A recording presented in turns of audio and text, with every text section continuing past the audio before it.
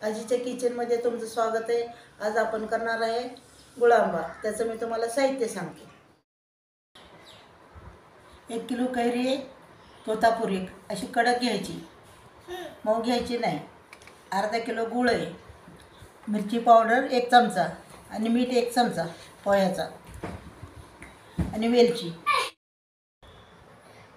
या कैऱ्या मी धुवून पुसून स्वच्छ करून घेतल्यात। आता ह्याची मी वरची साल काढून घेणार आहे कैरीची आणि किसणार आहे। कैरीची मी साल काढून घेतली। तुम्ही म्हणाल का काढून घेतली? तर ह्याची साल तुरट लागते म्हणून, पदार्थ आपला तुरट होईल म्हणून काढून घेतलेली साल। तर मी आता एक किसणीने किसून घेते। त्याचप्रमाणे आपण ह्या कैऱ्या सगळ्या किसून घेऊया। आपल्या कैऱ्या चारी किसून झालेल्या आहेत। ही कैरी का घेतली? जास्त आंबट नसते। दुसरी साधी कैरी असते ती खूप आंबट असते। मी गॅस पेटवून कढई तापायला ठेवलेली आहे। त्या कढईमध्ये मी 2 चमचे तूप घालते।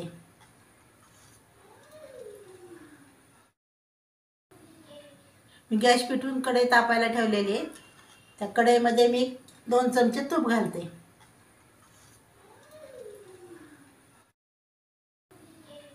मी गॅस पेटवून कढई तापायला ठेवलेली आहे। त्या कढईमध्ये मी 2 चमचे तूप घालते।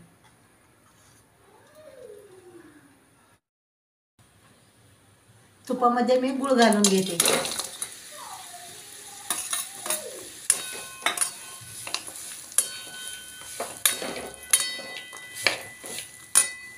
आणि कैरीचा खीस सुद्धा मी घालून घेते गुळात।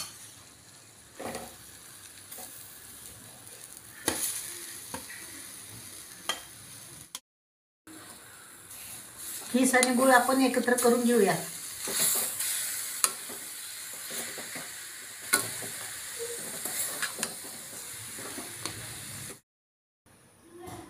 गूळ आणि कैरी एकत्र केल्यामुळे याला पाणी सुटलेलं आहे। पाणी आटेपर्यंत आपण असंच हलवत राहायचं सारखं।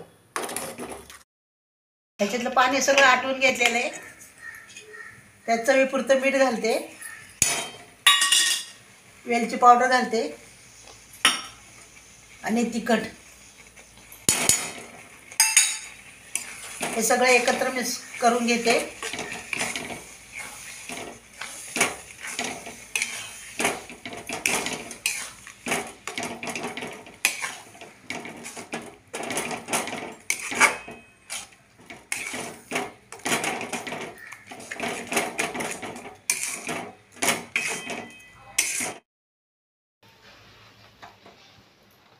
आपली आजची रेसिपी तयार झालेली आहे। मी आता गॅस बंद करते। आजची आपली रेसिपी तयार आहे गुळांबा। गोड आंबट तिखट अशी रेसिपी आहे, तोंडाला पाणी सोडणारी चटकदार।